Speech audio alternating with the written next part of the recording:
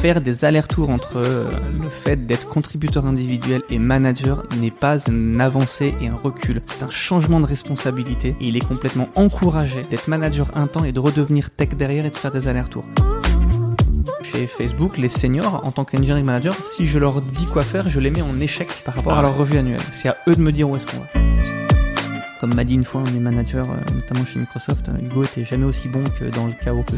Ça s'est avéré qu'au fur et à mesure de ma carrière, j'ai quand même un petit penchant pour un certain désordre à organiser pour le faire passer à l'échelle du dessus.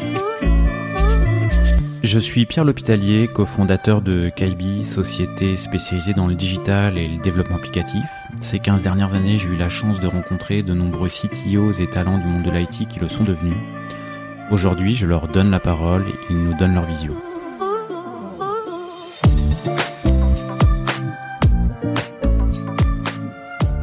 Le programme d'aujourd'hui va être dense. Nous allons parler de pas mal de choses, entre autres de data privacy, d'entrepreneuriat, de multiculturalisme dans les équipes, de culture anglo-saxonne, de GAFA, de start-up.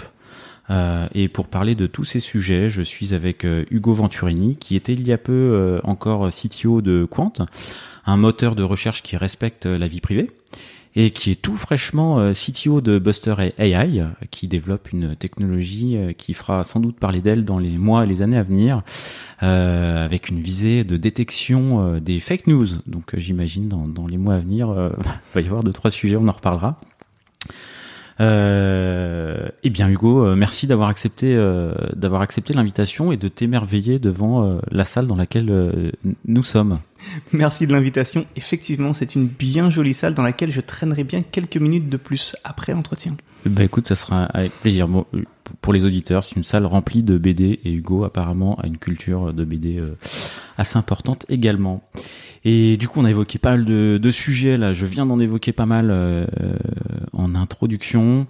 Mais avant de parler de tout cela, quand on s'est appelé hier, on a évoqué un sujet, la vie pro des fois qui déborde sur la vie perso, et l'inverse, des choix qui de l'un qui influe sur l'autre, l'entremêlage. C'est quelque chose qu'on s'est dit que il y avait peut-être des sujets à évoquer, et je te lancerai bien sur ce sujet-là. Absolument, effectivement, c'est un sujet dont on a parlé hier. Je te parlais de Taylor Poindexter, qui est engineering manager chez Spotify et qui récemment posait la question sur Twitter de ce dont on pouvait se permettre sur nos laptops professionnels, quel logiciel on se permettait d'installer. Et certains répondaient directement: je n'installe rien, la coupure est franche, nette et précise, le boulot c'est le boulot, le perso c'est le perso, et ça ne se touche pas. Et là, je me suis rendu compte que j'étais très éloigné de cette façon de faire. Par exemple, j'ai passé les 10 dernières années à n'avoir qu'un seul ordinateur, qu'un seul laptop, qui était celui qui m'était fourni par mon employeur, sur lequel je faisais tout, ce qui m'était pro et perso. Puis je me suis rendu compte que c'était pas tout à fait vrai, en fait. Il y a un petit truc sur lequel je fais attention, qui m'avait finalement fait acheter un petit laptop, un petit laptop perso, mais genre il y a 2 ans, à tout casser, peut-être 3, afin de récupérer du code source que je ne voulais pas visible de mon employeur. C'est le seul élément sur lequel je fais très attention. Tous les autres, je me sers de mon ordinateur professionnel comme pour ma vie perso, et ce sans distinction. Sur l'ordinateur, c'est le cas sur les boîtes mail, du coup? Alors non, mais j'ai une boîte mail professionnelle et une boîte mail personnelle. Là, par contre, je fais le distinguo. J'ai de quoi discuter de manière, on va dire, synchronisée, de type chat, pour la vie perso et pour la vie pro, et ça ne s'entrelace pas, par contre. Et voire même, j'ai une tendance à renvoyer les conversations personnelles sur les canaux de communication professionnels quand ça le devient, et inversement. Ce qui peut parfois surprendre les gens, car je vais interrompre une conversation en disant non, ça appartient, et clac, je vais la changer. Mais par exemple, tu vois, mon fil Twitter, il est pro-perso, tu vois, c'est un peu... T'as un compte pour tout, quoi. J'ai un compte pour tout, voilà, puis c'est moi. Et tu te censures pas, du coup? Si, il y a forcément des éléments que je retiens. Alors sur le compte Twitter, parce que c'est la même personne, et que du coup, je fais attention à ce que je peux raconter. Sur les canaux de communication, j'ai envie de dire ma personnalité personnelle. J'ai en tout cas une façon d'être et une façon d'avancer et de communiquer avec les gens que je vais non pas censurer, mais simplement j'ai plutôt, je dirais, un rôle en tant que manager. C'est surtout depuis que je suis manager d'ailleurs, hein, ou dans lequel il faut incarner un certain rôle, un peu. Je prends un exemple simple. Quand on est ingénieur avec ses collègues et que on balance une vanne à quelqu'un, c'est drôle, ça peut. Quand on l'a fait plusieurs fois, ça commence à peut-être être un petit peu dur. C'est un running gag. C'est un running gag, et au-delà du running gag, qu'attend, on a l'usure, on a la difficulté de relationnel qui va s'instaurer. Quand on est manager, on est jugé parti, parce qu'on va à la fois pouvoir faire une vanne en tant que tech, on est en face, on rigole, et en même temps, à la fin du semestre, c'est nous qui allons juger des performances. Et en tout cas, qui allons participer à cette évaluation-là, qui avons entre les mains le salaire, l'avenir momentané de la personne. Et en fait, toute vanne que l'on fait a en fait un poids bien plus lourd. Et souvenez-vous, quand vous étiez plus jeune, je parle peut-être au plus senior maintenant, et qu'il y avait un chef qui vous vannait une ou deux fois sur la même chose, en fait, ça n'avait pas le même poids que quand c'était un pote. Parce qu'on n'est pas pote, en fait. On a une relation de manager à collaborateur, et c'est un point sur lequel je fais très attention.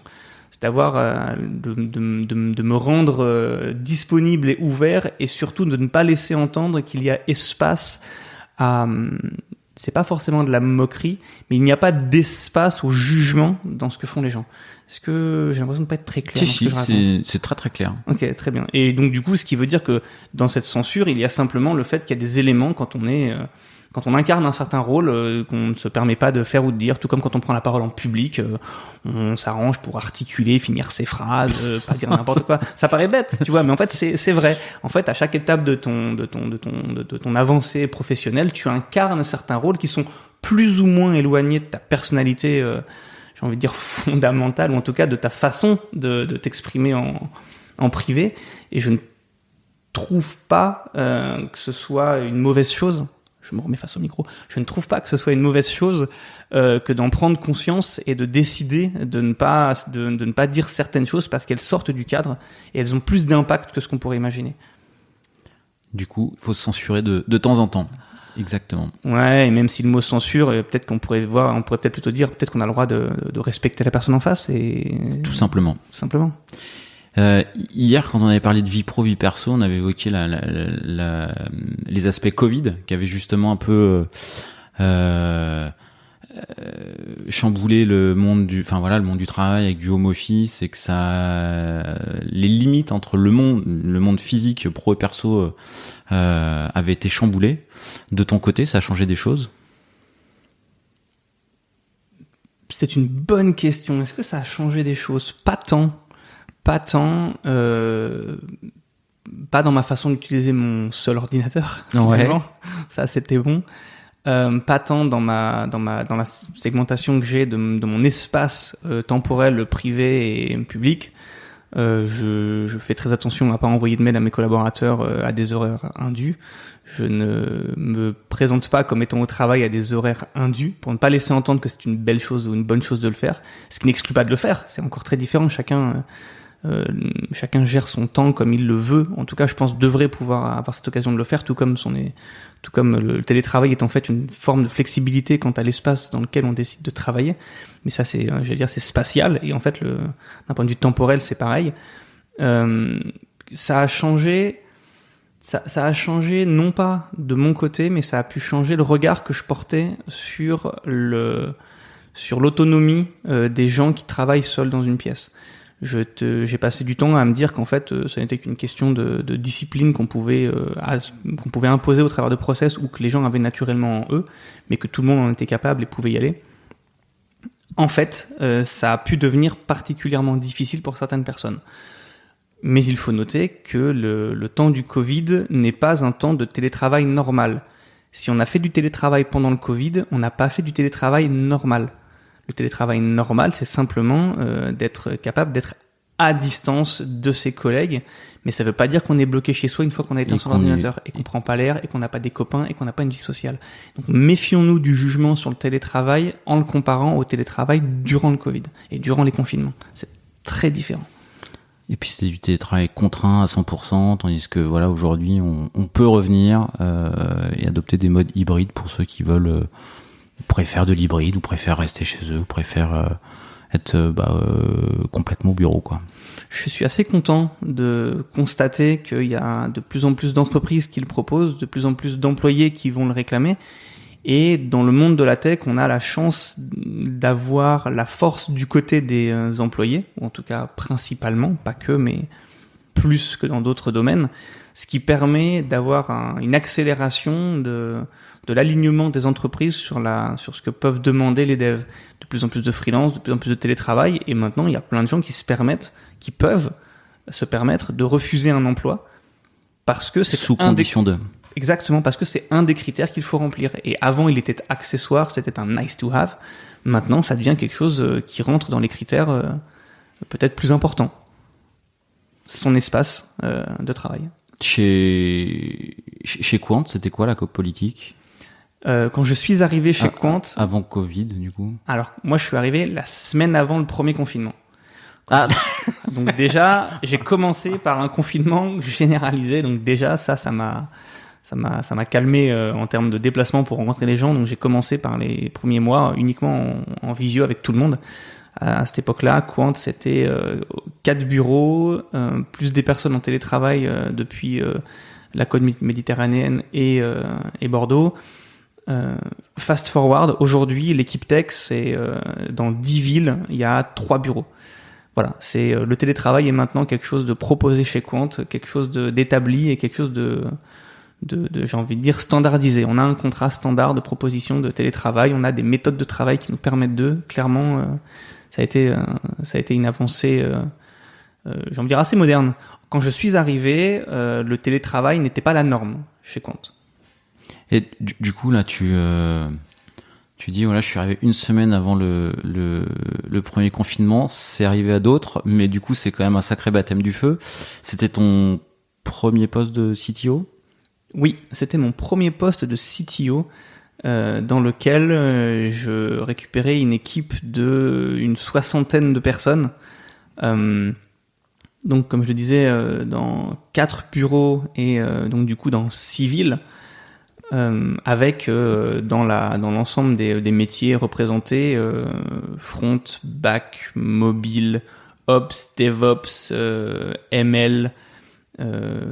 J'ai presque machine learning du coup. Pardon? Machine learning, ouais. Absolument. Il y a 2 personnes qui vont brancher les câbles dans le data center. Il y a il y a toute la stack. Quand je dis full stack, c'est pour le coup vraiment full stack. C'est vraiment jusqu'au câble.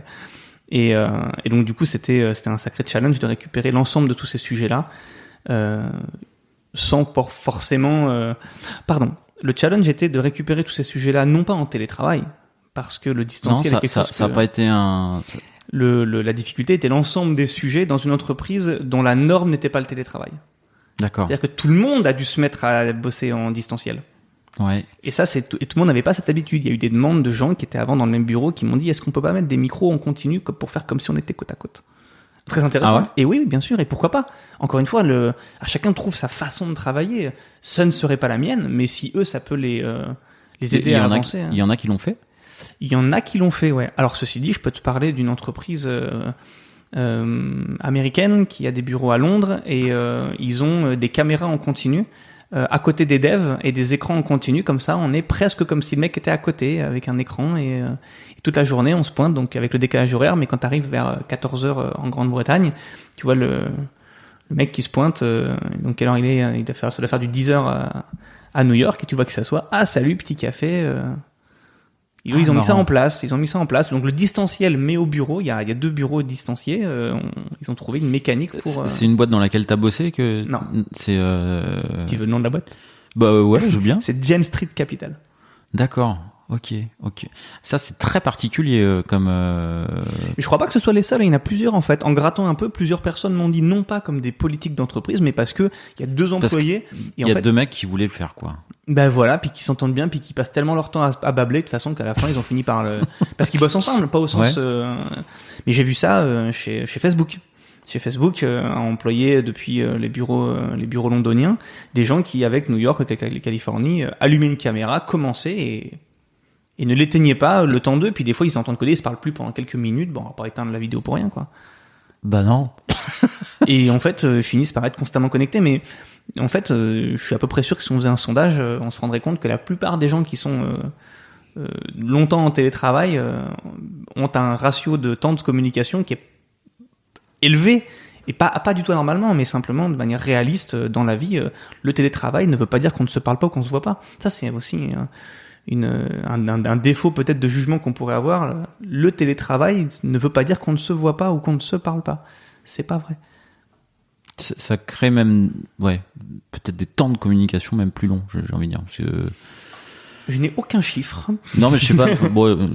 D'habitude, j'aimais pas forcément d'opinion, mais des fois, pour un truc où tu poserais juste une question au bureau d'à côté, bah, tu vas faire un hangout, et puis c'est vite 6 ou 7 hangouts qui auraient été donc de la communication. Absolument. Mais ça aurait été peut-être des fois plus vite, juste à côté en parlant très rapidement, quoi. Du coup, tu m'offres un petit pont vers Facebook. On reviendra sur Quant un peu plus dans le détail après. Voilà, c'est vrai que tu as travaillé pour plusieurs entreprises GAFA, Microsoft et Facebook. Est-ce que tu peux nous dire comment t'es arrivé chez Facebook et quels ont été tes postes et tes rôles, parce que du coup je crois que t'as eu plusieurs postes chez Facebook. J'ai eu plusieurs postes chez Facebook, j'ai eu plusieurs postes chez Microsoft. Il y a même un truc que je t'évoquais hier qui était que chaque personne a son turnover, ou en tout cas son temps de lassitude des projets dans lesquels on est. Certaines personnes restent très longtemps sur des projets, d'autres moins longtemps, et que l'entreprise où on est, si elle nous permet de rebondir vers autre chose, on va y rester. Sinon, il y a des gens qui font 2 ans dans une boîte, 2 ans dans une boîte, 2 ans dans une boîte, et ça n'en fait pas des girouettes. Ça en fait simplement des gens qui ont un turnover peut-être plus court que celui de la personne qui est en train de juger ce turnover, c'est tout. Alors que je suis arrivé chez Facebook après Microsoft. Après Microsoft, mes 2 derniers postes avaient été Engineering Manager pour Windows 10. J'étais un des managers du store online de Windows 10 qui sortait le 27 juillet 2015. C'est assez étonnant comme genre de paquebot, parce que quand on intègre l'équipe Windows avec une date de release, elle bougera pas, il n'y a pas de négociation. Ma mère connaissait la date de release, elle avait été affichée dans Le Monde, tu vois, Le Figaro, je ne sais où. Donc voilà, on t'a dit dans 1 an et demi ça ship, Windows 10 sort, voici ce qu'on veut. Débrouillez-vous pour que ça rentre dans les clous. À vous de faire les concessions. On peut négocier plein de choses, mais la date bougera pas. Donc on s'est lancé là-dedans. C'était une belle aventure. Et quand ça a été fini, ils m'ont proposé de juste la date bouge pas. T'es stable. Enfin, tu frises les évols. Combien de temps avant? C'est enregistré ce qu'on raconte? Alors là, je te confirme que c'est enregistré. Plusieurs. Il y a des éléments qui sont frisés plusieurs semaines avant. Ouais. Il y a des éléments qui sont frisés plusieurs jours avant. Jusqu'à quelques jours avant la sortie. Pour certains éléments très précis, comme par exemple là on faisait de la UI et on faisait du web. Ouais. Nous, on peut se permettre d'avoir du continuous delivery qui fait que Git push en prod, et donc du coup tu peux te permettre certains éléments de faire des fixes, faire des, tu vois. Si tu me parles de features, les features étaient frisées bien avant, évidemment. Et après, ce qu'on se permet, c'est de faire un ratio entre la qualité et la quantité de features. Il y a des choses qu'on a supprimées parce que ça demandait des trop grandes concessions de qualité. D'accord. Encore une fois, 3 éléments, qualité, tempo, et voilà. Et donc, pick two. Et du coup, des grosses équipes de phase de test, équipe de test. Alors non. Parce que pour le 27 juillet, faut que ça soit quand même bien stable, le truc. Dans notre cas, en l'occurrence, quelques temps avant, Microsoft, qui pourtant pendant longtemps avait fonctionné avec une division de testeurs, une division de développeurs, avait décidé de n'avoir plus qu'une seule division de développeurs. Où d'un coup les développeurs prenaient aussi en charge l'ensemble des tests unitaire, intégration, fonctionnelle. Absolument. Certaines divisions avaient déjà fait ce changement avant, mais la politique générale de Microsoft était d'avoir 2 grandes divisions. Et quelques temps avant, je serais bien en difficulté pour te dire à combien de temps avant, mais on avait déjà dit fini les équipes de testeurs, maintenant tout le monde est développeur, ce qui avait créé des frictions parce que la sélection des testeurs et des développeurs était pas tout à fait la même, et était un peu plus hardcore pour ce qui était de l'algorithmie et de la connaissance des structures de données chez les développeurs.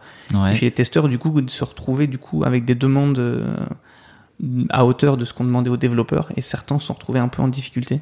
Alors Microsoft a accompagné quand il le pouvait, ou quand les gens avaient envie simplement. Il y a aussi un peu de ça. Mais dans ce cas-là, effectivement, non, les développeurs ont été en charge des plans de test, de ce qu'elle est avec. D'accord. Donc, c'est pas hyper commun comme organisation que les développeurs soient en charge les tests techniques oui, mais jusqu'à la partie testing fonctionnel de la solution bout en bout, c'est pas toujours.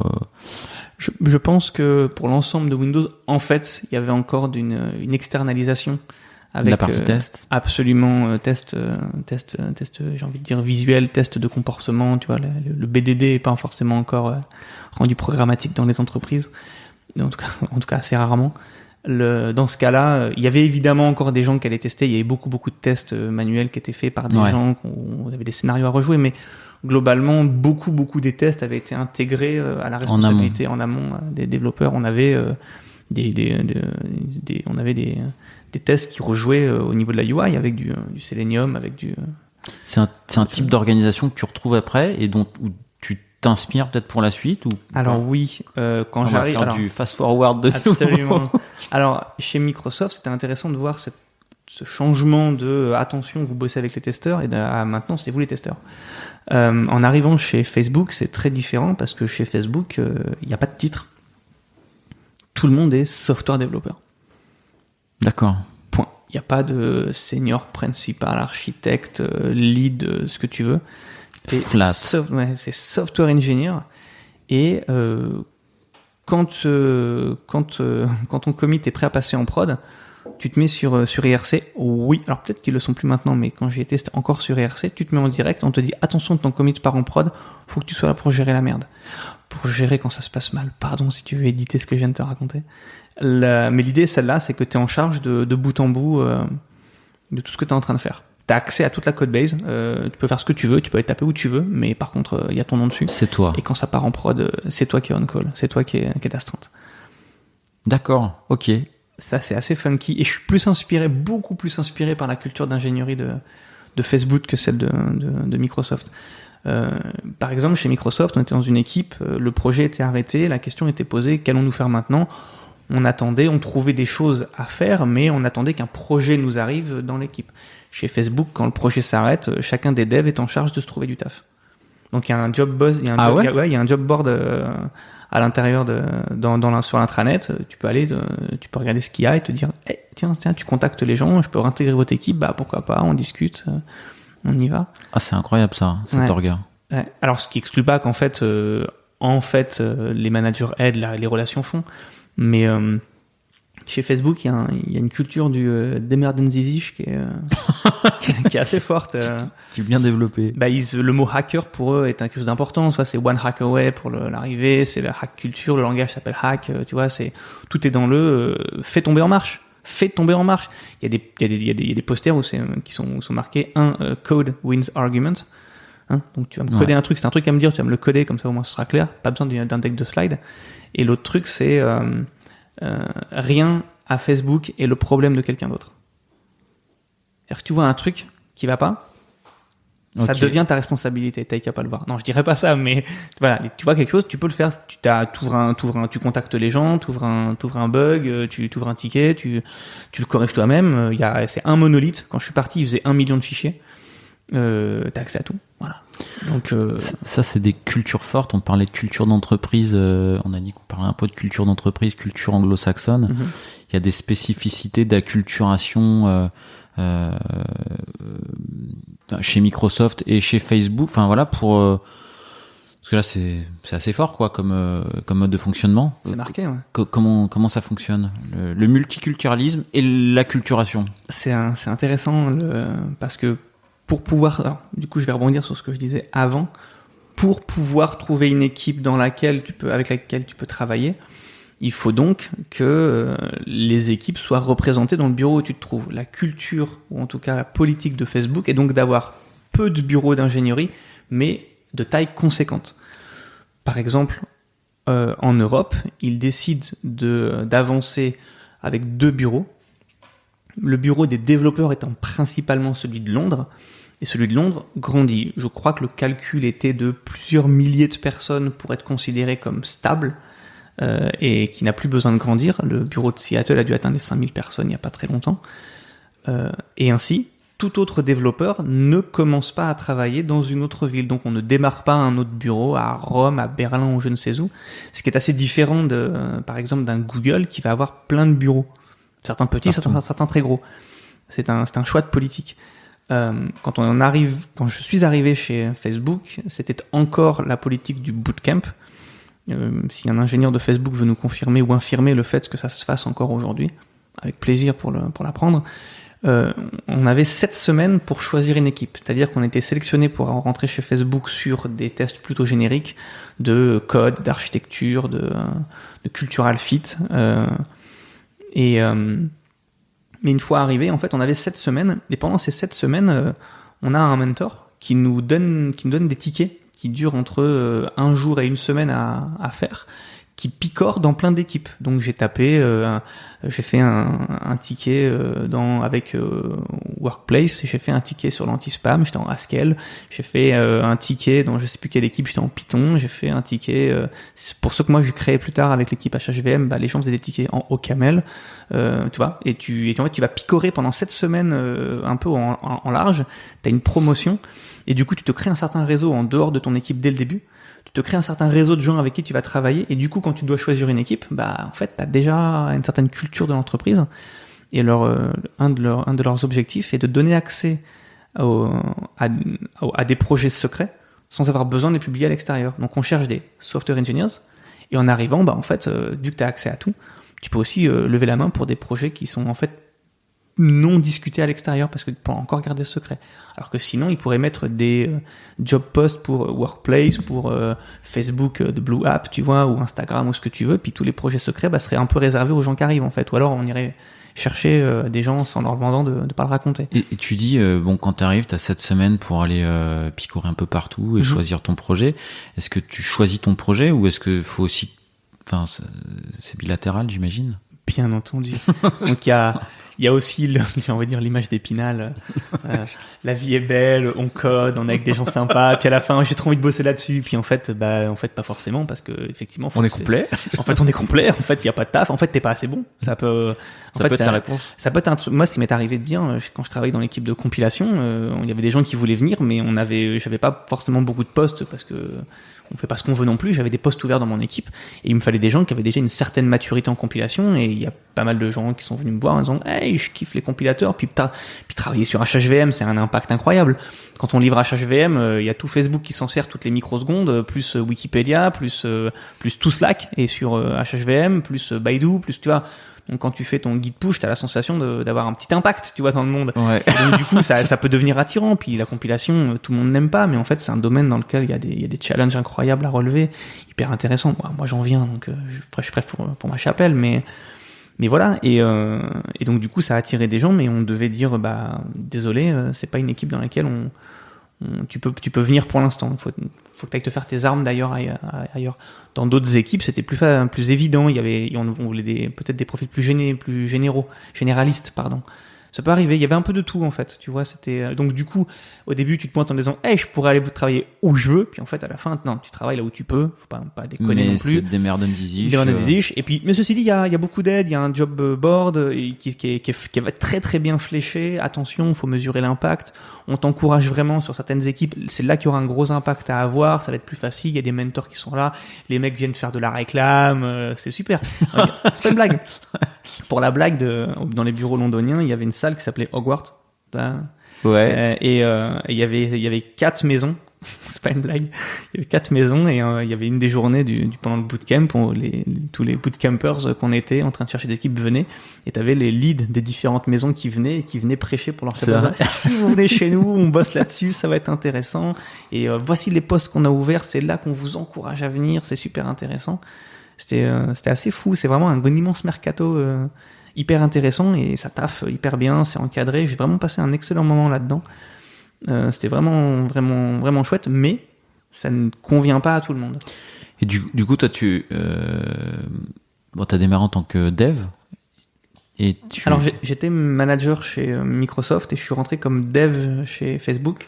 J'ai été dev pendant 8 mois et après pendant 10 mois et après je suis redevenu manager.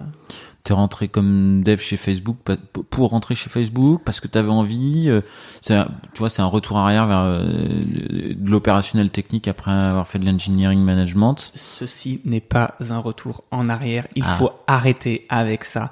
Faire des allers-retours entre le fait d'être contributeur individuel et manager n'est pas une avancée et un recul. C'est un changement de responsabilité et il est complètement encouragé à tous les devs d'être manager un temps et de redevenir tech derrière et de faire des allers-retours.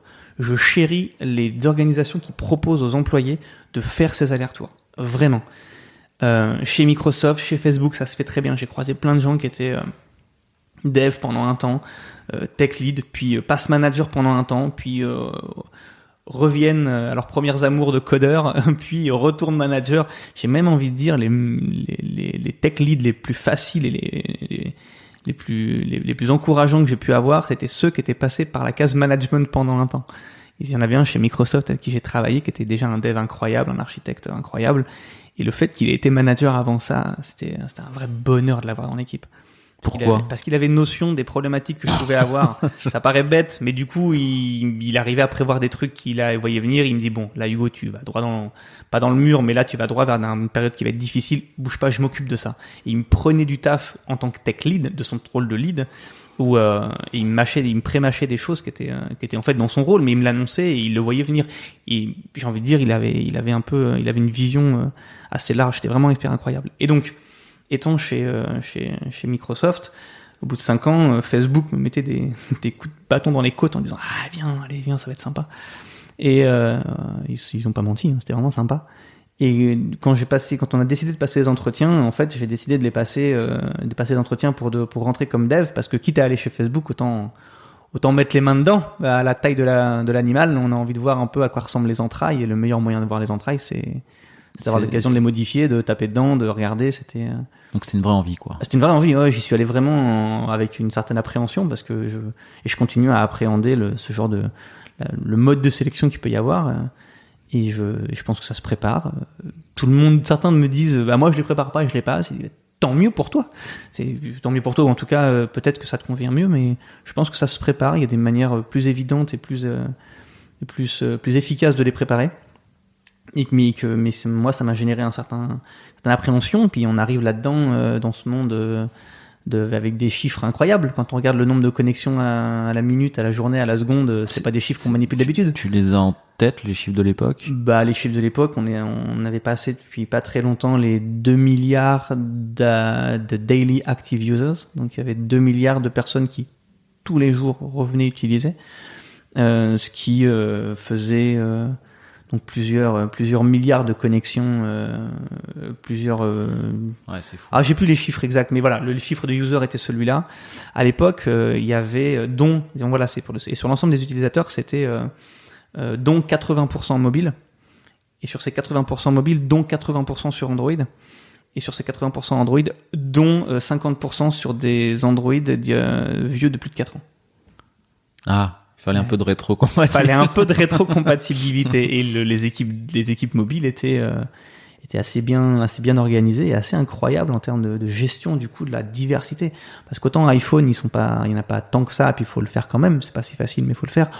Autant la fragmentation Android est un casse-tête à la fois challenge intéressant et en même temps fatigant, tu vois. T'as dû en gérer en tant que M, toi, du coup? Alors pas en tant que M, mais en tant que dev. Quand j'étais chez Xbox, on a travaillé, j'étais dans l'équipe qui faisait l'application Xbox Music. Ouais. Autre bateau incroyable dans lequel on peut être, c'est 13 novembre 2013, sortie de la Xbox One.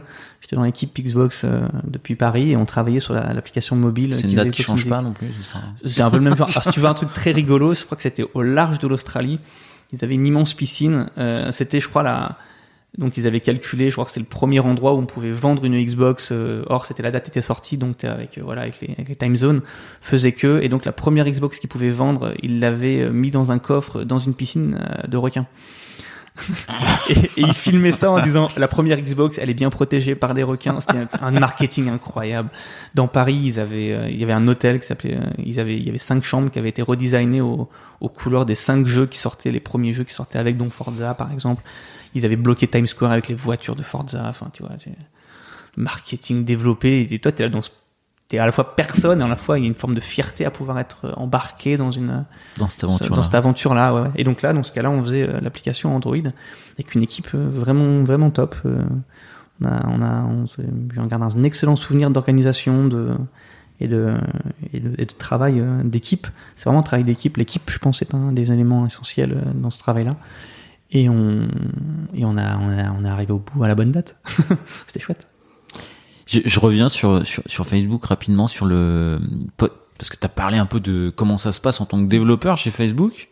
Voilà, des merdes easy, je suis allé vous trouver du boulot et puis il y a des EM qui prêchent la bonne parole et mon projet c'est cool, mais voilà. Mais le cadre de le rôle de l'engineering manager chez Facebook, est-ce qu'il est justement hyper cadré pour, est-ce que c'est très cadré pour faire en sorte que cette culture vive, ou est-ce que tu as de la latitude, t'as apporté des trucs toi dans la manière de, ou pas, ou est-ce que t'as vécu le truc quoi? J'ai la sensation d'avoir apporté des choses. Maintenant, alors, je vais faire attention de paraître caricatural parce qu'il y a beaucoup de subtilité là-dedans, et même dans ce que je t'ai raconté, je me rends compte dans la façon dont tu me le retranscris que tiens, peut-être qu'on pourrait nuancer ce propos-là ou quoi, mais c'est grosso modo effectivement la façon dont ça se passe. Quand on arrive chez Facebook, on a 7 semaines dans lesquelles on est dans le bootcamp, et dans ce bootcamp, en fait, on a des cours. On a des cours on a des tutoriaux, on a des rencontres, on a plein de choses, on clôt des bugs, on travaille avec des gens, on n'est jamais laissé tout seul, on est très accompagné. Parce que il y a un vocabulaire interne, il y a des méthodologies, il y a une culture, une façon d'être, et j'ai envie de dire, et d'avancer, qui rend les choses plus faciles. Quand on se met à contre-courant d'une culture d'entreprise, ça peut rendre les choses très difficiles. Il y a des choses qu'on peut voir évoluer, mais quand on est à contre-courant, ça peut être difficile, et le but c'est de rendre les choses faciles. Donc on accompagne l'ensemble des nouveaux employés à embrasser une certaine façon de travailler, une certaine façon, pas d'être, mais une certaine façon d'avancer, une certaine façon de travailler, de certains éléments. Et à l'inverse, il y a tout de même des gens qui arrivent avec leur culture, des bureaux dans différents pays qui n'ont pas forcément la même façon de travailler. Et il y a aussi du coup des formations à l'inclusion, des formations à la diversité, des formations j'ai envie de dire, à faire un pas vers l'autre dans sa façon d'être. Alors, si ce n'est déjà rien que entre occidentaux, entre les introvertis, les extravertis, et toute la bande, ça paraît bête, mais tu vois, et puis alors, le syndrome de l'imposteur, tu veux qu'on en parle? Ouais, je veux bien. Alors ça, c'est un vrai truc. Chez Facebook, il est estampillé, on en parle sans complexe. Quand je suis arrivé, c'est bon, alors la moitié d'entre vous avait le syndrome de l'imposteur, l'autre moitié vous l'aurez bientôt. Waouh, comment ça? Non, mais ça va vous arriver, c'est normal, c'est attendu, c'est espéré presque, parce que ça veut dire que vous... Tout le monde l'a? Non, tout le monde l'a pas. Il y a plein de gens qui l'ont pas. J'ai même pas de chiffres à te donner, mais le discours officiel était de dire, t'as mieux fait de dire à tout le monde vous l'aurez, et que d'autres te disent, moi je l'ai pas eu, plutôt que de dire à tout le monde vous l'aurez pas, puis ceux qui l'ont, du coup ils sont tout seuls. Donc du coup, t'as mieux fait de te mettre du clan dans le camp d'accompagnement de ceux qui l'ont, puis ceux qui l'ont pas, tant mieux pour eux, tu vois, c'est pas grave. Mais donc du coup, il surjouait un peu ce truc-là, tu vois. Après, c'est une culture à l'américaine, il y a avec beaucoup de est-ce que je peux dire avec beaucoup de marketing? Je pense qu'il y a accompagnement, marketing. C'est ça. Mais que j'aime à la fois bien, et qui aussi peut être un peu horripilant, parce que c'est une culture et une façon d'être. C'est très américanisé. On a beau dire qu'ils s'adaptent au pays là où ils sont, globalement, ils sont très américanisés. La culture est très américaine dans l'entreprise. Et donc il y a des choses qui se font, d'autres qui se font moins, d'autres qui peuvent surprendre. Et donc on peut ne pas s'y retrouver malgré l'intérêt du travail. Et du coup, toi, en tant que engineering manager, t'es accompagné. Bon, t'as pas mal de formations, et du coup, ça te facilite la vie ça t'a aidé pour gérer le multiculturalisme qu'il y a dans les équipes. Énormément. énormément parce que il y a déjà il y a des engineering managers de toutes les nationalités. Donc déjà, on peut tout de suite aller se référer à quelqu'un avec un de ses pairs avec qui simplement poser la question. Hey, dans mon équipe, j'ai quelqu'un qui vient qui vient de la même zone géographique que la tienne ou avec qui je t'ai vu discuter. Clairement, vous êtes dans le groupe des gens parce qu'en plus il y a des groupes de Facebook parce que Facebook dans Facebook. Ah d'accord. Et donc tu peux aller poser des questions, tu peux interroger en faisant toujours attention de pas classer les gens. Tu mets pas les gens dans des boîtes. Mais simplement, tu peux des fois avoir des questionnements sur les façons de faire et c'est encouragé. J'ai envie de dire d'aller se renseigner, d'aller poser des questions, sans toujours attention de pas tomber non plus dans la caricature. Et parce qu'à la fois, il y a une exigence en tant qu'employé, comme je disais tout à l'heure, t'es là pour incarner un certain rôle. Donc, si culturellement il est de bon ton et là, tu me donnes n'importe quel exemple claqué au sol. Mais si culturellement il est de bon ton en fait, au travail, ça ne se fait pas. Par exemple, un truc peut-être un peu idiot, mais chez Facebook, les seniors, en tant qu'engineering manager, si je leur dis quoi faire, je les mets en échec par rapport à leur revue annuelle. C'est à eux de me dire où est-ce qu'on va. Si je commence à dire à un senior où est-ce qu'on va, et si je commence à lui faire une partie de cet élément de travail, je suis en train de le mettre en échec par rapport à sa revue annuelle. Dans d'autres entreprises ou dans certaines cultures, il est normal que le chef dise où est-ce qu'on va. Donc, c'est très très. Et ça, c'est des éléments de culture très très forts, quoi. Absolument. Et donc du coup, il faut encourager les gens, il faut accompagner les gens pour devenir senior en disant, en tant que senior, il faut que tu prennes des décisions, il faut que tu t'engages. Je te mets en échec si je te dis un truc, quoi. C'est peut-être pas ça, mais en tout cas, ce qui est sûr, c'est qu'il faut que tu sois partie prenante dans les décisions qu'il y a à prendre. Il faut que tu embarques les gens. Il faut qu'on ait avoir du soft leadership. C'est lead by influence. Lead by example et lead by influence. C'est-à-dire que, par exemple, j'ai eu une formation en arrivant en tant que senior développeur. Comment avoir de l'influence sans être le manager de la personne qu'il faut embarquer. Parce que finalement, j'ai pas de poids. Je peux pas lui dire, c'est obligatoire. Enfin, d'ailleurs, ceci dit, je suis complètement contre le management par argument d'autorité. T'as toujours mieux fait d'avoir des gens convaincus que c'est la bonne direction parce qu'ils iront encore plus vite que toi parce que normalement, on a des gens encore plus forts que soi. Et ça, c'est trop bien. Mais le truc, c'est qu'en fait, quand on n'est pas manager et qu'il faut convaincre les gens d'avancer, et ça se fait avec, ça se travaille, ça s'apprend, ça se nourrit. Et en tant que manager, il faut pousser les tech leads à prendre des épaules, il faut les challenger, il faut les embarquer, il faut aussi faire ça. C'est un rôle que je trouvais très, très formateur. Ok, bah écoute, Facebook, j'en apprends et ça a dû être assez inspirant. Tu nous diras un tout petit peu plus tard si tu as réutilisé ou certaines choses chez Quant après. Moi, je vais avoir une petite dernière question quand même par rapport à Facebook avant de passer peut-être à Quant ou ton expérience entrepreneuriale. Chez la data privacy, c'est vrai que quand on est chez Facebook, il y a quand même pas mal de Facebook nous connaît mieux que nous-mêmes. Alors, comment ça se gère chez Facebook ? Alors, je peux ne parler que de la division développeur. Ouais. Comme je te disais tout à l'heure, quand on arrive, quand je suis arrivé, j'ai accès à 2 immenses repos de code. Un premier qui est tout le back-end et tout le web. Donc, comme je te disais, qui est fait en hack. Il y avait encore des éléments de PHP qui traînaient, mais j'étais dans une équipe dont le rôle était de supprimer le PHP. Donc, tu as accès à tout, tu peux voir ça. On a des serveurs, donc il y a une politique de 0 code sur laptop. Donc, dès que tu veux coder, tu te connectes à un serveur sur lequel il y a le code, par le VPN. Tu peux coder dessus, tu as du coup ton URL où tu vois ce que tu es en train de faire. Et tout ce que tu développes, tout ce que tu regardes, c'est sur la DB de prod. D'accord. Voilà. Donc, quand tu ouvres le codebase de Facebook qui est en train de s'exécuter localement sur ton serveur, tu tapes sur la DB de prod. Donc, il m'est arrivé d'être sur Facebook depuis une instance de Facebook que j'avais modifiée, que j'avais changé des boutons, j'avais changé la couleur, tu t'amuses. Histoire de voir. C'est pas fréquent. Ça paraît fou. J'aurais dû prendre des photos de ce truc-là. Mais bon, voilà. Mais tu peux jouer en tout cas localement. Mais ça compte, c'est la DB de prod. Tu as donc accès à la DB de prod. Ouais. avec ton code, avec une politique très sèche. Si tu vois une information que tu n'es pas censé voir, tu es licencié dans la demi-heure, le temps qu'on t'attrape dans le couloir. C'est ultra rapide, ultra sec et tout te tombe dessus. Je l'ai vu faire une fois. C'est une rapidité exemplaire, tout est monitoré, tout est vérifié.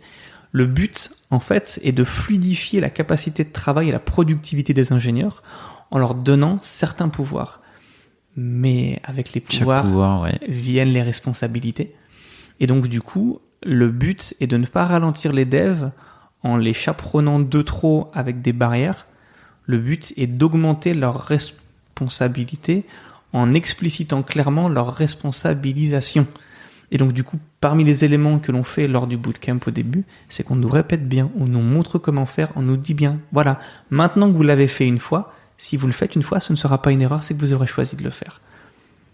Mais si vous le faites... Et vous aurez une demi-heure.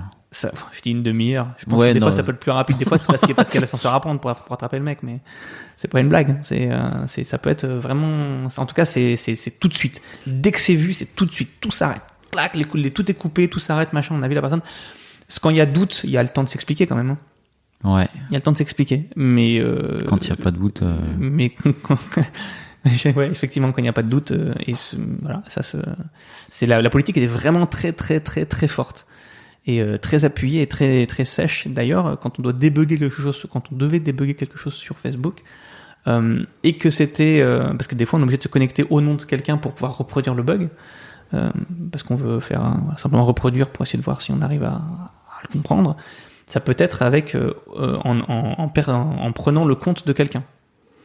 Ouais. Il fallait avoir l'accord de la personne et 2 que ce soit quelqu'un qu'on ne connaisse pas du tout, ni de près ni de loin. Et de loin, ça veut dire, comment... Je me souviens plus, mais alors clairement pas un de mes amis sur Facebook, clairement pas un ami d'amis sur Facebook. S'il y a moyen de voir quelqu'un de la même ville, en gros, encore une fois, dans le doute, abstiens-toi, a dit le sage. Okay. Et donc dans ces cas, dans le moindre doute, je fais pas. tu le files à quelqu'un. On est assez dev pour dire, tiens, tu sais quoi, celui-là, je te dis que je le prends pas parce que c'est douteux. Fais-le toi. Clairement, et puis tu le passes à quelqu'un qui est en Californie. Et qui a grandi au fin fond de l'Iowa, et puis t'es bien, tu vois. Il connaît personne de tes amis Est-ce que c'est du Luberon. Du coup, est-ce que c'est quelque chose que, parce que là encore c'est culturel et c'est un parti pris de dire ok, je donne beaucoup de responsabilités, beaucoup de possibilités, et du coup possibilité, responsabilité, devoir et puis sanctions possibles. Mm-hmm. Chez Quant, du coup, quand c'est toi qui est CTO, est-ce que c'est une politique que tu as adoptée aussi, de donner le maximum de responsabilités, de possibilités pour fluidifier et améliorer la productivité des équipes, ou tu t'en es inspiré ou pas? Alors, je m'en suis inspiré. On n'en est pas à ce niveau-là pour diverses raisons déjà de culture, et il y a un aspect parfois légal qui est encore un peu différent, simplement parce que tout ce que je t'ai raconté, j'étais employé de Facebook en Grande-Bretagne. Les employés français sont protégés de manière bien différente que les anglo-saxons, ce qui, tu vois, on n'a pas la même fluidité d'entrée-sortie des entreprises au bon vouloir de l'employeur. Ce qui est une bonne chose, ceci dit, hein. Loin de moi l'idée d'aller à l'encontre de cette chose-là. Ce que je suis en train de dire, c'est que par contre, du coup, Facebook, par exemple, appréhende à avoir plus d'employés en France. Pour diverses raisons légales. Parce que ça se gère pas de la même manière et qu'ils savent pas forcément faire. Mais revenons-en à ce qu'on disait sur Quant. Alors, Quant, quand je suis arrivé, il y avait une certaine culture d'entreprise. Pendant les 18 derniers mois, on l'a fait évoluer. On a avancé. Donc, par exemple, on a plus de télétravail aujourd'hui. Ouais. L'organisation des équipes est très très différente. Le travail et la façon de travailler est aussi très différente. Il y a plusieurs choses qu'on a fait évoluer, et une des premières choses que j'ai fait en arrivant, ça a été d'instaurer un Q&A toutes les semaines. Q&A. Question-réponse. Pardon. Voilà. Ouais. Avec tous les collaborateurs de l'équipe tech, devant lesquels je m'engageais à répondre aux questions. Et si je ne sais pas, je dis je ne sais pas. Et je leur demande de me tenir comptable, de revenir avec la réponse. Ce qui rend du coup une immense transparence qui a ses limites en fait, parce que ça paraît joli comme ça, mais en fait si les gens n'osent pas poser la question, en fait cette transparence ça sert à rien. Donc il fallait aussi amener la possibilité de poser ces questions. Il faut aussi il m'a fallu aussi travailler aussi sur un certain vocabulaire pour être sûr que les choses soient entendues ou comprises, parce que encore une fois, quand on est le chef, ce qu'on dit a pas le même poids, on s'en rend pas compte, mais ça a pas le même poids. Donc il m'est arrivé de dire des choses qui ont généré beaucoup de remous parmi les équipes. Mes managers revenaient en disant Hugo, hier t'as dit ça au Q&A, ça fait des vagues, ah bon, qu'est-ce que j'ai dit, on revient dessus. Non, je ne pourrais pas te donner d'exemple. Ok. Évidemment pas, parce que si ça a fait des vagues, ce sont des choses qui sont potentiellement un peu délicates dans l'entreprise et que je préfère garder du coup. Ok. Non, c'est un point important. Donc voilà, donc le but ça avait été de ramener de la transparence. J'ai instauré cette double hiérarchie propre, en tout cas que j'ai pu découvrir dans les GAFA, dans lequel il y a un chemin de carrière technique d'évolution dans lequel on passe de junior à plus senior, ou un chemin dans lequel on devient manager. Et le passage de développeur à manager est un changement de responsabilité, mais c'est pas mieux ou moins bien. Donc il n'y a pas d'évolution de salaire. Le salaire est indexé sur le niveau technique. Ce qui veut dire qu'un dev qui veut gagner plus d'argent, il faut juste qu'il devienne meilleur techniquement. Et pas qu'il devienne manager. Ils deviennent managers ceux qui veulent devenir manager parce qu'ils ont une aspiration, un goût certain pour aussi pour l'humain. Complètement dans le propos que tu tenais tout à l'heure, il n'y a pas de retour arrière. Manager technique, c'est pas du tout le sujet. On peut très bien passer de l'un à l'autre, aimer les deux, et ça doit pas être une question salariale. Absolument. C'est quelque chose qu'on a essayé de mettre en place. Après, pour des raisons aussi de casting et d'évolution de culture, ça peut fonctionner si les managers en place ont été recrutés au niveau des développeurs. Mais si tu arrives dans un espace dans lequel il y a des managers qui n'ont jamais été développeurs et qui sont maintenant managers de dev, tu peux pas leur dire hey, demain t'es senior dev, tu vois, ça marche pas du tout. Le mec t'es en train de le pousser sous le bus, tu vois, ça marche pas. Et heureusement, donc après il y a toute une série d'adaptations à faire dans l'espace dans lequel on se trouve, mais le but en tout cas ça a été de proposer ça. Après c'est aussi faut faire attention, c'est-à-dire que t'es pas manager 2 semaines, dev 2 semaines, tu vois, c'est forcément sur des temps un peu plus longs, au moins au semestre. Donc aujourd'hui, chez Quant, on n'a pas encore eu... on a eu 2 cas de personnes quand je suis arrivé qui étaient managers et qui après sont passés contributeurs individuels avec des espaces en fait d'impact plus grands. J'étais très content de montrer que c'était une très bonne chose. Et c'est drôlement chouette. Eux, en tout cas, ils sont allés j'ai envie de dire de bon cœur. J'espère que je les fais pas mentir en disant ça, mais il y en a au moins un, je sais que ça a été une super bonne chose. Ça s'est hyper bien passé. C'était un bon manager et il est passé...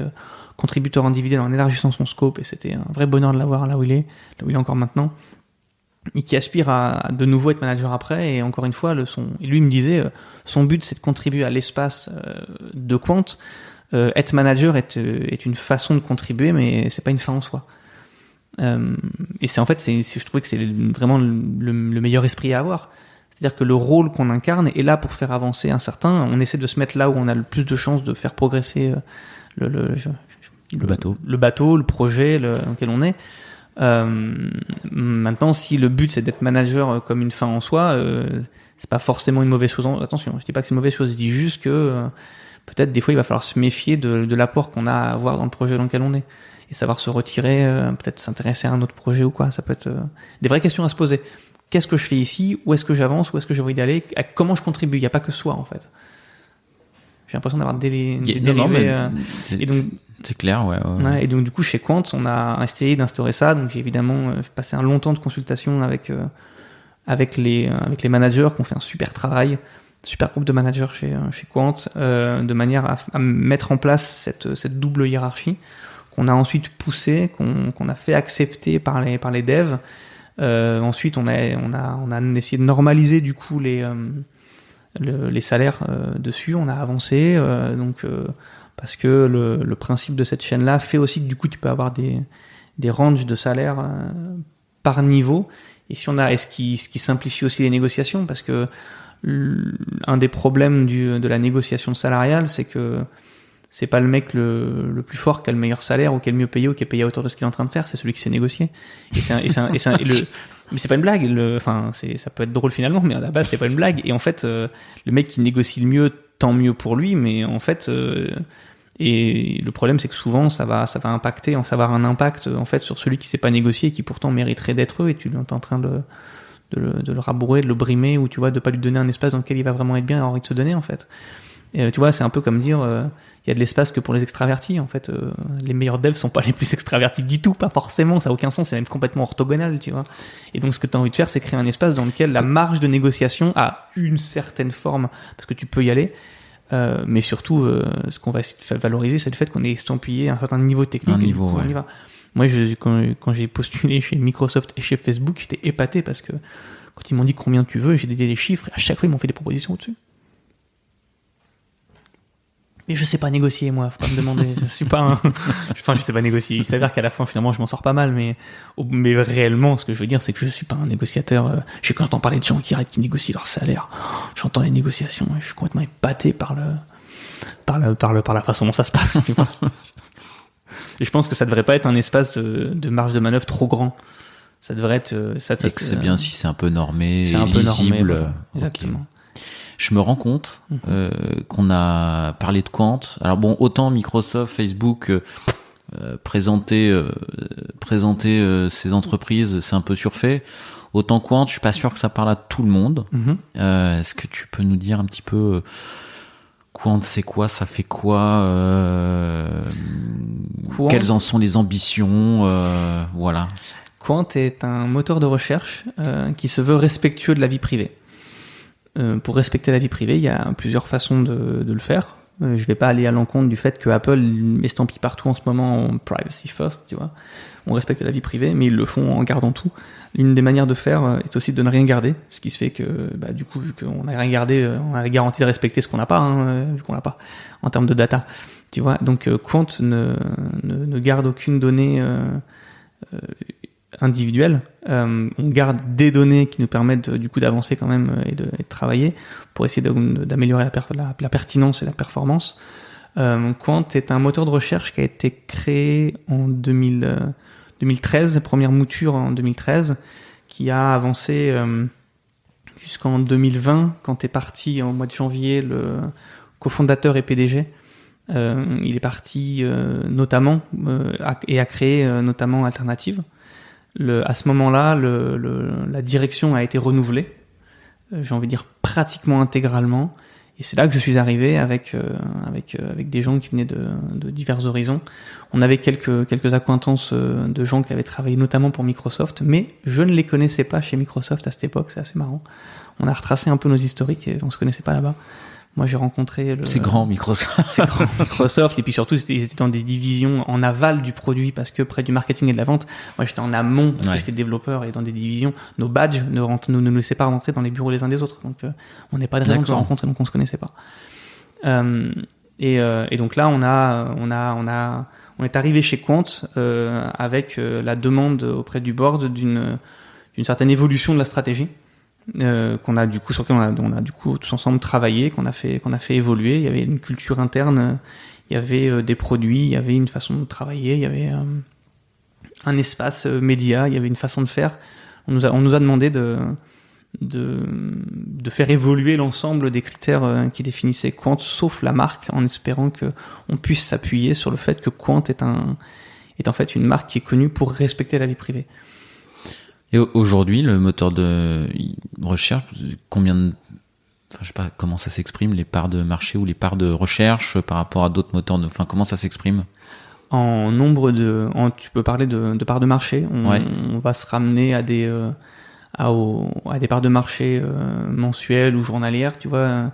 Alors nous, on a une difficulté, c'est qu'on sait pas combien on a d'utilisateurs précisément, vu qu'on les traque pas, c'est pas facile de les compter. Fatalement.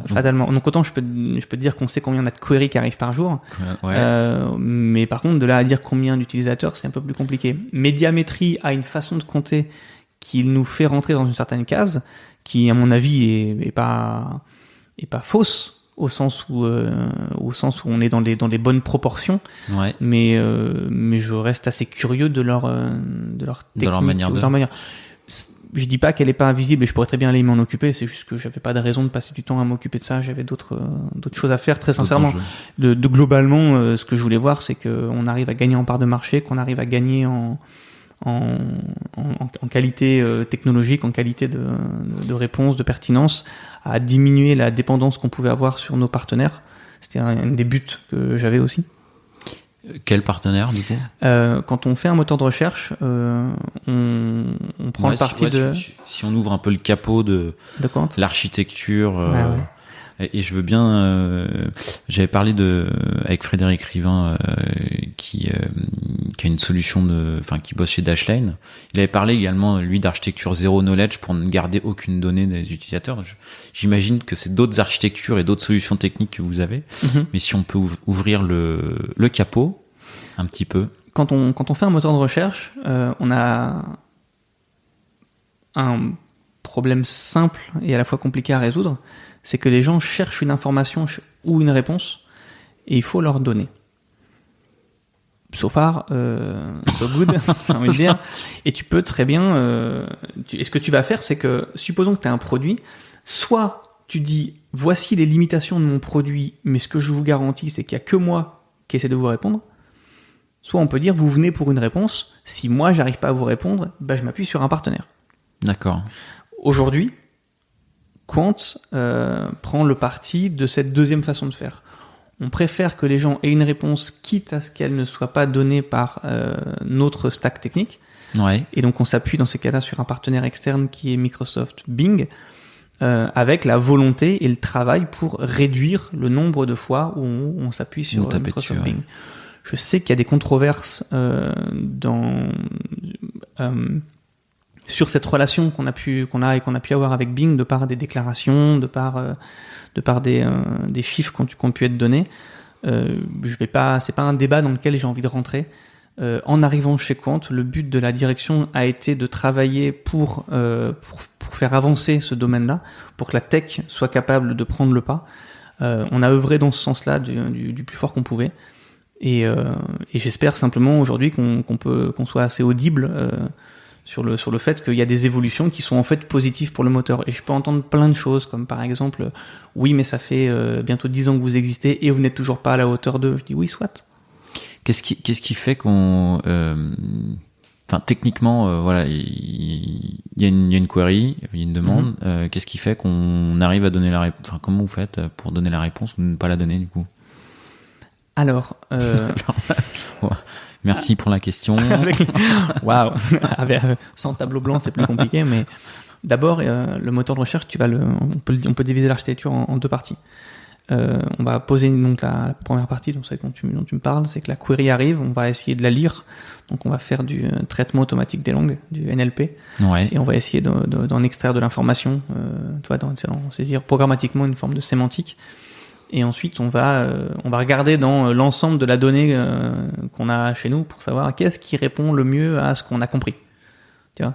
Ouais. Et puis là, du coup, on va rassembler des documents, on va essayer de les ordonner, on va faire ce qu'on appelle du learning to rank, tu vois, et on va ranker une série de documents, puis on va les renvoyer, et dire normalement, tu devrais avoir la réponse dans un de ces liens. Et puis des fois, on est un peu plus sûr de nous, donc on tente de donner une réponse directement. Alors le truc le plus simple, c'est quand on repère qu'il y a une opération algébrique, je te dis une bêtise, mais 2 plus 2, 4, on met une calculatrice et tu mets 4, comme ça tu restes sur place. On va pas te dire, tu sembles vouloir faire une opération, voici un lien vers une calculatrice, tu vois. On la met directement. Pareil pour la météo ou certaines choses.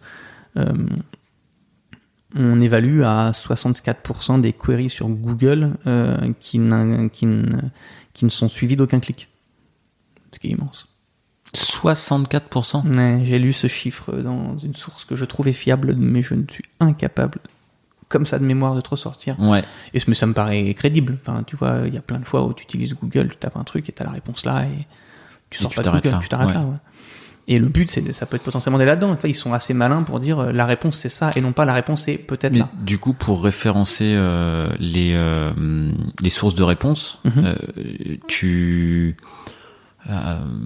site web, document, enfin tout. Et pour les scroller, c'est quoi les infras qu'il y a derrière? C'est quoi ce que vous stockez sur vos data? Est-ce que vous stockez des trucs sur vos data centers? Est-ce que vous allez scroller à chaque fois? Enfin, comment ça fonctionne en termes d'infra et d'indexage ou indexation? Indexation. Alors la façon dont on fonctionne, c'est que on va avoir une base de données de documents enrichis. Alors un document enrichi, ça va être quelque chose qu'on a trouvé sur Internet, sur lequel on a passé dans une certaine moulinette qui va permettre de déduire des choses. Là encore, on fait du NLP.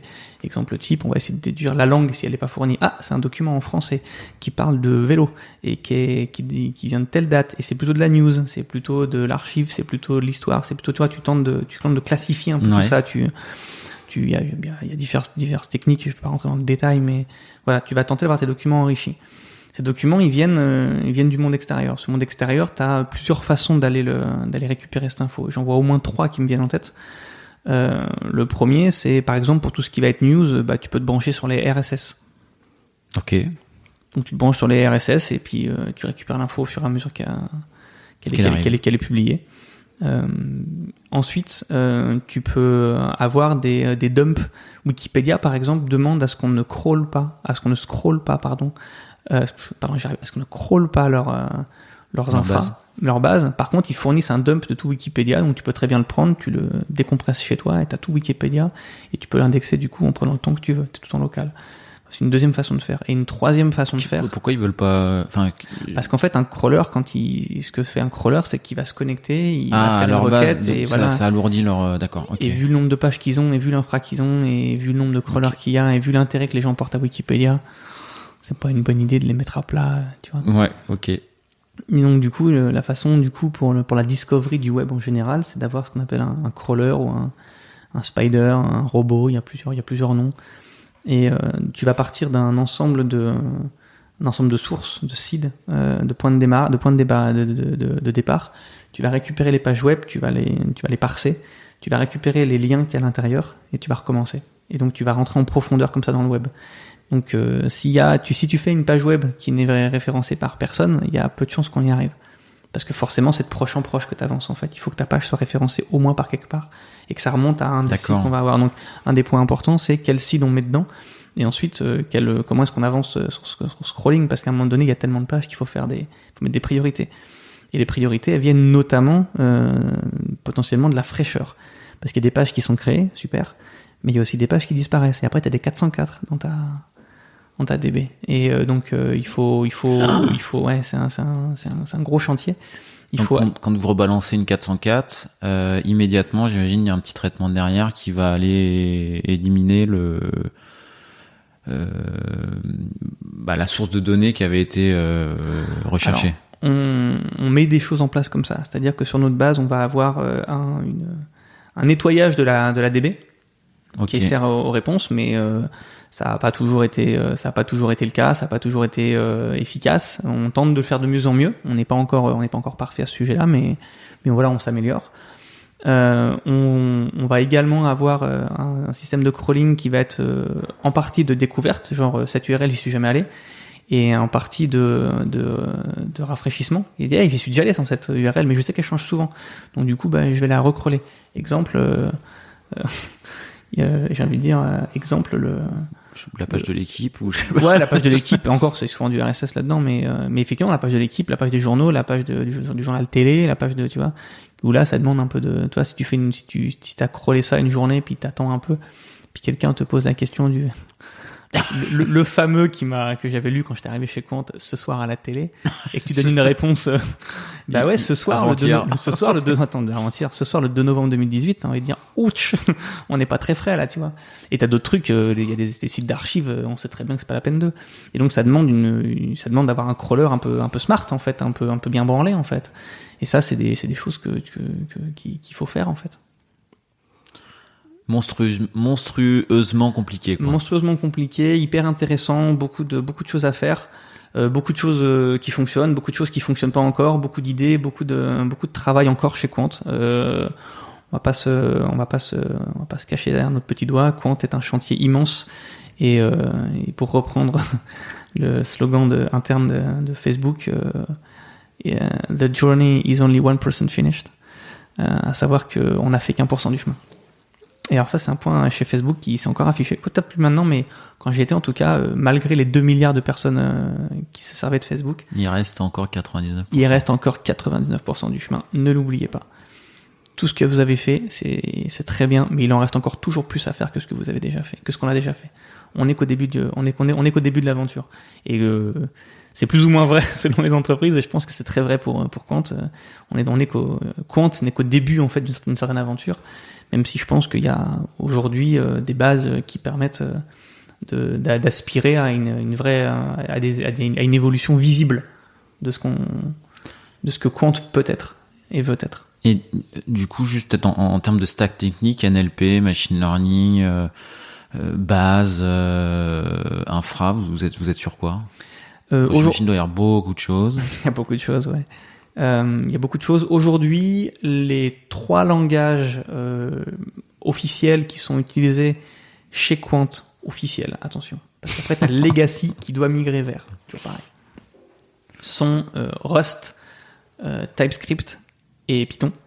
On a pas mal de machine learning qui, notamment près du learning current qui est en Python. Le back-end, la réécriture de notre crawler est du coup en Rust. Chez Quant Maps, il y a aussi du Rust qui se balade. Et pour tout ce qui va être plus proche du user-facing, React et Node avec du TypeScript. Après, dans le legacy, il y a des éléments de PHP qui sont encore présents. On a du C++ encore présent. On a du Java encore présent. On a encore d'autres choses. Mais le but, c'est d'avoir aussi une convergence technologique qui permette cette fluidité d'équipe et de transfert de connaissances et de rassembler les gens. Et donc, du coup, un des travaux qui a été lancé quand je suis arrivé a été de rassembler sous moins de technologie plus de personnes. Pas de cloud? On est... Pas du GCP? Pas de GCP, pas d'AWS, pas d'Azure, pas de Cloudflare, pas de... Aujourd'hui, Quant est sur ces 2 data centers, un principalement qui est du côté de Aubervilliers, et Quant est client en Allemagne pour une forme de proxy d'image chez Clever Cloud. Et on a quelques machines chez OVH pour nos services internes. Ok. Quant a eu un contrat avec Azure. Azure a été utilisé en 2019. Quand je suis arrivé au mois de mars 2020, il n'y avait absolument plus rien sur Azure. Tout avait migré. Tout avait migré. D'excellentes relations avec Azure, mais nous sommes non clients de l'infrastructure d'Azure aujourd'hui. Ok. Bon beaucoup de défis, monstrueusement compliqués, et malgré tout, un nouveau projet, Buster AI. C'est la notion de pourquoi et comment partir, ça. Je te laisse finir ta question. Non, mais tu vois, j'ai envie de dire pourquoi là, ça avait l'air de. Bon, j'imagine que le projet est un élément déclencheur fort, mais je vais te laisser quand même répondre. Alors le projet d'arrivée est quelque chose qui m'a complètement enthousiasmé de par mon parcours court mais néanmoins existant entrepreneurial. Je m'étais fait des relations dans le monde des venture capitalistes et en arrivant chez Quant, du coup Quant étant potentiellement client d'autres startups, il y avait certaines personnes qui me disaient Hugo, regarde, il y a telle entreprise qui travaille sur tel produit, peut-être que vous pourriez voir pour vous rapprocher, ils ont peut-être une solution qui peut t'intéresser, ils ont peut-être quelque chose. Ça crée un certain réseau, et le rôle des investisseurs en entreprise, c'est aussi d'aider l'entreprise dans laquelle ils investissent par de l'argent, mais également par des relations, et donc ces gens-là faisaient jouer leurs relations, et je faisais partie de leurs relations. Donc au fur et à mesure de l'année, quelques fois, il est arrivé qu'on me dise tiens, regarde truc, regarde machin, regarde chose chouette, et c'est intéressant, et c'est arrivé plus ou moins loin, c'était intéressant, et puis ou pas d'ailleurs. Et puis au mois de juillet de cette année, on m'a dit tiens, regarde, il y a vous avez une page de news chez Quant, respect de la vie privée, éthique, plein de choses qui représentent Quant, fake news, c'est pour vous les gars, ça devient intéressant là, vous devriez peut-être voir avec cette boîte qui s'intéresse à la détection de fake news, c'est éthique. Dis-je avec un immense raccourci de manière très macroscopique, très drastique. Oui, ça dépend comment tu le fais, mais peu importe, l'idée était celle-là. Et en fait, j'ai rencontré le fondateur de Buster, qui était donc l'entreprise dont on me parlait, et ça a fité déjà humainement avec le personnage hyper rapidement. Genre en quelques dizaines de minutes, on s'est trouvé plein de points communs, on parlait de la même manière, on avait le même genre de parcours, le même genre de rebond technologique, on avait plein de choses à se raconter. Ensuite, on a commencé à parler un peu de la solution de Buster, et puis c'était hyper intéressant, puis je commençais à lui poser des questions, puis c'était intéressant, et puis au bout d'un moment, il a fini par me glisser, tu sais que je cherche un CTO, enfin, je te dis ça comme ça, je te le drop au milieu de la conversation, mais j'étais, waouh, putain, parce que moi, j'étais arrivé en me disant, on va être partenaire, ou, ouais, enfin. On va être partenaire, voilà, il m'a un peu eu, puis je m'étais mis un peu un certain recul par rapport aux sollicitations qu'on peut avoir. On se fait régulièrement solliciter, et je parle à beaucoup de gens, mais mon but était de continuer à avancer chez Quant, parce que le projet est de loin pas fini, en fait, il est jamais fini, hein. Les gens qui bossent chez Google aujourd'hui te disent que c'est pas fini, chez Facebook, 1% finished, etc., tu vois. Mais là, en l'occurrence, on est encore plus loin que ça, tu vois. Et donc, chez Quant, j'étais parti en me disant, je vais rester au moins 2-3 ans, le temps d'amener à un endroit que je penserais acceptable. Et puis là, je me suis retrouvé cueilli par ce truc-là, avec, tu vois, un peu la notion un peu d'enthousiasme très viscéral, tu vois. La tech est de ouf, le mec est trop cool, l'équipe est sympa, ce qu'ils font c'est complètement dans l'air du temps, c'est hyper intéressant, c'est quelque chose auquel j'avais été sensibilisé en travaillant chez Facebook, parce que j'y étais pendant Cambridge Analytica, j'y étais pendant l'élection de Trump, pendant une bonne partie de l'élection de Trump, j'y étais pendant le vote du Brexit, et j'étais en Angleterre. Enfin, toi, toutes ces notions de fake news et de propagation, d'approximation journalistique avaient pu m'impacter, tu vois, plus ou moins directement d'ailleurs. Et donc du coup, il me parle de ça, et puis il m'en parle, et puis je fais waouh, faut que je brasse cette idée-là. Et puis il y a un côté aussi qui me plaisait bien, c'est que, comme m'a dit une fois un de mes managers, notamment chez Microsoft, Hugo était jamais aussi bon que dans le chaos. Je lui avais dit, ça veut dire quoi ça? Il m'a dit, en principe, tu fais partie des gens, on te met dans le chaos, et quand tu repars, c'est mieux organisé, c'est mieux, ça grandit, c'est fait pour repartir, c'est une de tes forces. Je fais, ok, je prends note, merci. Merci, j'adore le bordel. Non, tu vois, c'est un peu ça. Mais encore une fois, toi, t'as peut-être lu Zero to One de Peter Thiel, tu vois, ce qu'il dit, tout le monde n'est pas fait pour, tout le monde n'est pas fait pour partir de 0 et aller vers 1, tout le monde n'est pas fait pour aller de 1 vers l'infini. Chacun doit trouver des gens ont un turnover plus ou moins court, tout le monde n'est pas fait pour être n'importe où, tu vois, on a chacun aussi nos aspirations et nos goûts et nos sensibilités. Et il s'avère qu'effectivement, ça t'avérait qu'au fur et à mesure de ma carrière, j'ai quand même un petit penchant pour un certain désordre à organiser pour le faire passer à l'échelle du dessus. Tu vois, une équipe peut-être de gens forts avec peut-être moins de process, des idées, mais comment est-ce qu'on fait scaler les choses en fait, tu vois. Chez Facebook, je suis arrivé, j'ai pris un produit, on était 2, au bout de 8 mois, on était 4 devs, 3 PM.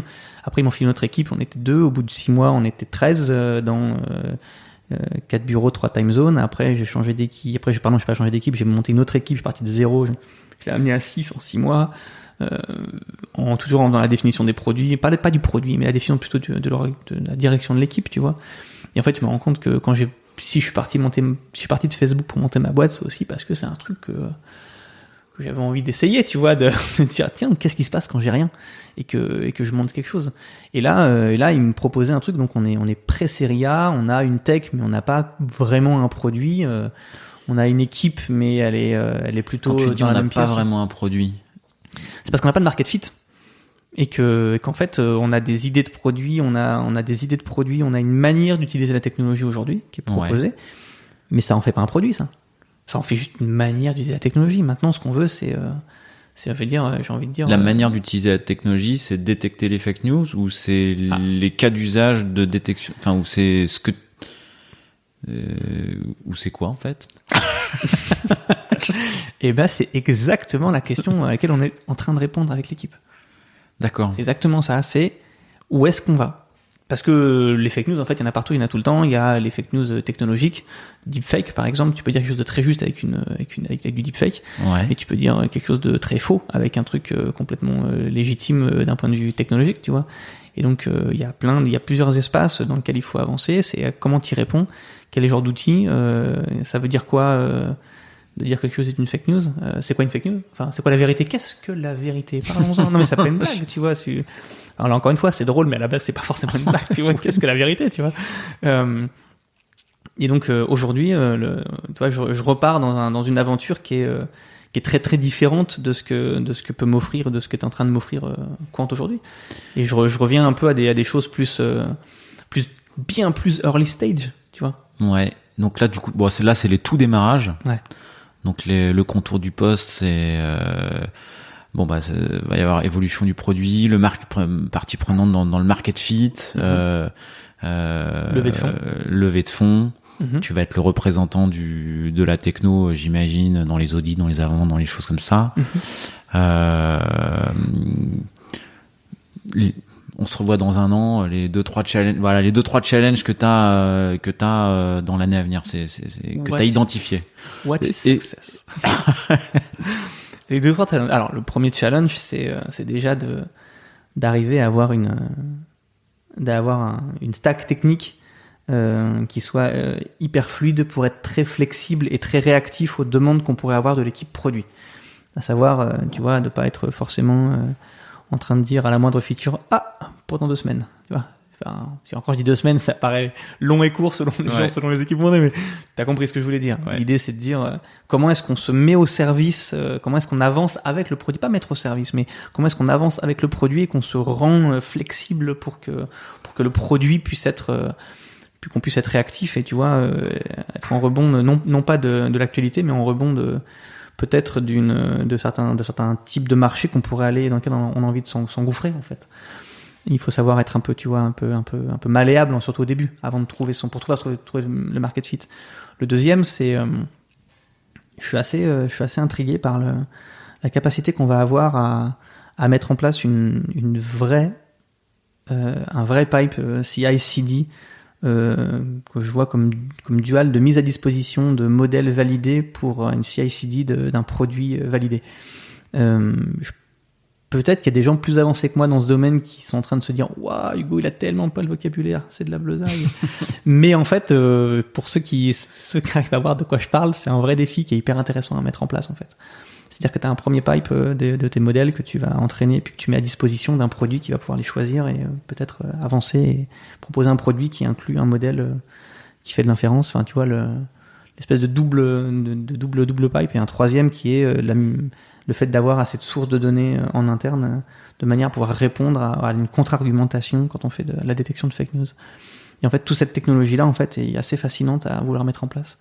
Et donc, j'ai envie de dire, j'espère qu'avant l'année prochaine, on aura des choses qui sont automatisées de manière programmatique, de manière propre, avec la bonne visibilité, le bon alerting là où il faut, la bonne redondance, la bonne... Vous utilisez pas mal de modèles data science, j'imagine, qui existaient déjà et que vous adaptez, ou est-ce que tu as une équipe qui a pondu des modèles carrément? C'est peut-être un peu tôt pour... Alors c'est déjà un peu tôt. Je sais qu'ils ont été assez malins pour en tout cas travailler sur des modèles et les faire évoluer de manière à avoir des meilleurs résultats que la baseline qui aura été publiée quand ils ont publié le modèle. L'équipe a gagné le challenge Fever il y a de cela quelques mois, qui était le Fact Extraction and Verification Contest, qui est une compétition de création de modèles capable de faire mieux qu'une certaine baseline qui est fournie. Et l'équipe a fini première sous le nom Bust a Move. Je trouve assez fun. Excellente équipe. Le but, c'est d'arriver à faire évoluer encore les modèles. Je sais pas jusqu'où on ira, le plus loin possible, j'espère. J'aspire à avoir une équipe top-notch dans le monde de l'AI, avec des collaborations, avec de l'innovation, avec de la productivité, avec plein de choses. C'est ouvert. Aujourd'hui, effectivement, c'est un peu tôt pour en parler plus que ça, mais je pense que c'est c'est promis à un bel avenir. C'est encore un petit peu tôt, mais je te réinviterai dans un an ou deux. Avec plaisir. Et je vais te poser quelques questions finales. Est-ce que quelqu'un t'a déjà dit t'es gratuit? Alors, non, mais je le raconte. J'imagine que tu veux l'histoire. Oui, j'ai travaillé pour une entreprise quand je suis sorti quand j'ai eu défendu mon doctorat. Je suis venu à Paris pour des raisons personnelles. J'ai rejoint une entreprise qui s'appelle Dassault Systèmes, dans laquelle je me retrouvais pas forcément. J'ai commencé à rentrer dans le corps enseignant de l'école polytechnique où je travaillais avec Gilles Dowek, que nous saluons au passage, pour donner des cours d'informatique. Et en fait, au bout de quelques mois, je me suis rendu compte que c'était pas ça que je voulais faire en fait. Donc j'ai démissionné et j'ai rejoint une start-up, équipe de tech incroyable, absolument zéro produit, ou en tout cas pas bien clair, complètement en recherche de tout et de rien, qui est en train de dépenser de l'argent levé. Enfin, tu vois l'ambiance quoi. Et puis au bout de 11 mois, ils sont venus me voir en me disant hey, t'es gratuit? Bah non. Bah t'es viré. Non, en fait, ça s'est pas passé comme ça, c'est beaucoup moins drôle que ça. En fait, d'ailleurs, ça pique. Moi, je me suis fait donc licencier pour raisons économiques. Je sais des gens, d'ailleurs par quelqu'un avec qui je suis ami aujourd'hui. Ça sur le pouce, ça pique. Je suis quand même sorti. Il m'a dit tu veux qu'on parle? Je vais pas maintenant. Je vais aller voir un coup dehors. C'est un petit peu délicat. Mais oui, voilà. Donc non, ça n'est pas arrivé. Les oui, ça m'est arrivé. Ok. Est-ce que tu as un proverbe ou plusieurs qui t'accompagnent? Bon, t'en as déjà donné 2-3, mais si t'en as d'autres. Il y en a plusieurs. Je crois que chez Quant, à un moment donné, ils se moquaient de moi parce que je terminais constamment les réunions par bon, action. Et puis il y en a un autre que je dis fréquemment, c'est OSEF. Qu'est-ce que ça veut dire? On s'en fout. C'est-à-dire que globalement, à un moment donné, les priorités, c'est OSEF quoi. Enfin, pas les priorités, mais il y a des choses dont on me parle et c'est pas une priorité. Allez, OSEF là, on avance. C'est pas ça qui est important. C'est pas grave quoi. C'est pas OSEF. Okay. Donc action et OSEF sont peut-être les deux trucs que j'ai le plus répété ces dernières années. Mais après, j'aime à penser que c'est l'équipe qui fait le tout. Il faut d'abord une équipe avant d'avoir des individus. Je pense qu'il faut rassembler les gens, il faut s'intéresser à l'humain pour que ça fonctionne bien. C'est un peu plus peut-être bisounours que Action et OSEF, mais c'est plutôt ça qui me drive en tant que manager, par exemple. Ok. Allez, les 2 dernières questions. Est-ce que tu as un surnom ou plusieurs surnoms, parce qu'il y a ceux des copains et ceux de ta maman? Laisse ma maman en dehors de ça. D'accord. On a dit pas les parents. Alors par exemple, il y a plusieurs personnes qui m'appellent Ventu. Ventu, on voit d'où ça peut venir. C'est pas bien compliqué. Et après, pendant un temps, il y avait des gens qui m'appelaient Hughes. Ah. Ouais, et qui des fois se transformaient en Huge. Non. Mais on voit moins pourquoi. Purement phonétique. Okay. Mais voilà, mais sinon Hugo, ça marche bien. Ça marche bien aussi. Et allez, la dernière. Est-ce qu'il y a une dernière question que je t'ai pas posée que t'aimerais que je te pose? Oui, j'aimerais bien que tu me demandes s'il n'y a pas une dernière question que tu m'as pas posée, ou sinon que tu me demandes ce qu'est la récursivité. Sinon, blague à part. Sinon, va falloir m'expliquer la récursivité. Je vous renverrai donc sur la définition la plus commune, qui est que la récursivité, c'est le fait de s'appeler et de se référencer de manière à relancer ce qui a été fait. Exemple, demande-moi, quelle est la dernière question que j'ai pu poser? Et alors du coup, est-ce qu'il y a une question que je t'ai pas posée que t'aimerais que je te pose? Ouais, j'aimerais que tu me demandes quel BD manque à ta collection dans cette pièce. Alors du coup, il y en a beaucoup. Et j'ai pas tout regardé non plus. Alors dans cette pièce, il y en a beaucoup qui sont pas là parce que c'est celle que j'ai ramenée de chez moi à ici. Mais du coup, dans celles qui sont sympas chez moi et qui pourraient manquer à cette pièce, c'est la série Kaamelott. Voilà. Dont tu m'as parlé. Ouais, et qui sont vraiment très très sympas, et tu les lis et tu ne souris pas, tu te bidonnes.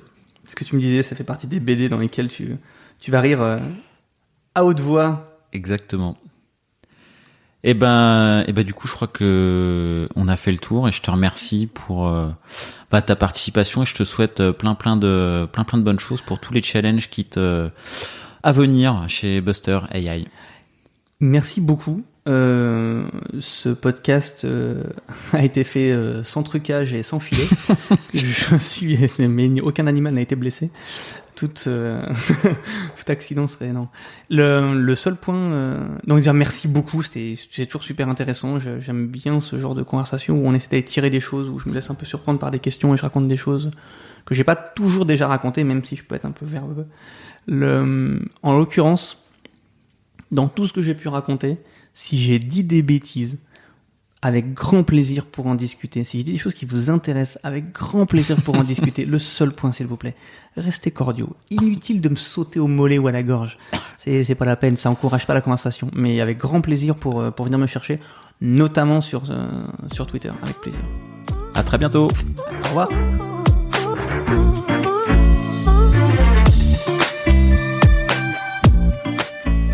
L'épisode est terminé, j'espère qu'il vous a plu et si c'est le cas, c'est le moment de prendre 2 ou 3 secondes de plus pour 2 ou 3 clics. Un petit clic pour un pouce bleu ou un petit clic pour un partage aux copains ou un petit clic pour vous abonner et ne pas rater le prochain épisode. À très bientôt.